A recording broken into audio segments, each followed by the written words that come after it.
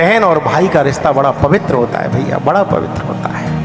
इसलिए कहा गया है बहन का जब समय आए, उसके एक ही दो तो समय होते हैं, कभी छोचक का समय होता है, एक बात का समय होता है, और उसके कितने समय होते हैं। जब भी बहन आपके घर आए उसका स्वागत करना चाहिए, उसकी आरती करनी चाहिए, उसका पूजन करना चाहिए। वो लक्ष्मी की प्रतीक है। अब तो वो सब परंपराएं बंद हो गई।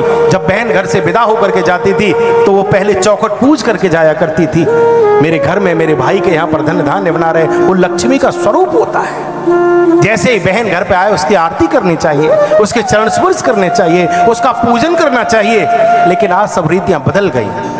कई बार भाभी के रूप में ऐसी स्त्रियां आ जाती हैं जो नंदों का अपमान ही करने लग जाती हैं। अपमान नहीं करना चाहिए। अरे इन्होंने इतना दिया तो मैं इतना ज्यादा कैसे दे दूंगी? नहीं नहीं, प्रसाद में और वस्तु में अंतर हुआ करता है, प्रसाद में और उपहार में अंतर हुआ करता है। बहन जो देती है वो प्रसाद होता है और आप जो दे रहे हैं वो उपहार होता है। बहन का दिया हुआ जो भी होता है वो प्रसाद है, उसने जो भी दिया वो आपका कल्याण करेगा, वो प्रसाद है। आप जो दे रहे हैं वो भेंट है, वो उपहार है, उसकी तुलना उससे की ही नहीं जा सकती। को काचा को मंदिर महान, मणि की तुलना कांच से नहीं की जा सकती। बेटी जब घर में आए उसका स्वागत करो।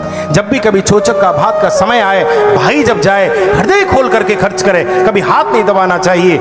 जितना तुम बहन को जाकर के दोगे उतना ही भगवान तुम्हें कहीं ना कहीं देता है। जाकर के जो ससुराल में बहन का मान बढ़ाते हैं उनका मान ठाकुर जी बढ़ाता है। अरे विचार करके तो देखना चाहिए उन भाइयों को, क्या भगवान से भी आप बड़े हैं? अरे बहन के सामने तो ठाकुर जी भी माथा नीचा करके खड़े हैं।